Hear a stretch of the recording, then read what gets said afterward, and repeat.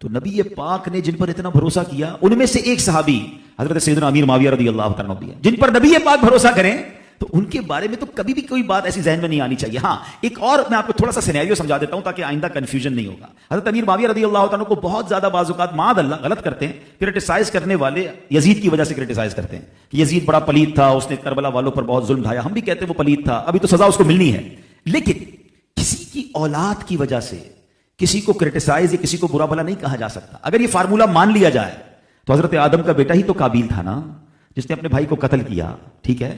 تو کیا معاذ اللہ بیٹا قاتل ہے اس لیے باپ کو برا کہیں گے؟ اگر حضرت آدم کو برا کہیں گے تو ایمان سے ہی چلے جائیں گے، وہ تو اللہ کے نبی ہیں۔ حضرت نوح علیہ السلام کا بیٹا طوفان نوح میں غرق ہوا، آپ کی زوجہ وہ ایمان والی نہیں تھی، تو اس کا کیا مطلب ہوا؟ سیکھنے کو یہ ملا یہ اللہ کی مشیت ہے، ہدایت رب کی طرف سے آتی ہے۔ بعض اوقات نبیوں کے گھر میں، ولیوں کے گھر میں ایسا کوئی بندہ پیدا ہو جاتا ہے تو نافرمان ہوتا ہے، اور بعض اوقات چور ڈاکو کے گھر میں ولی پیدا ہو جاتا ہے۔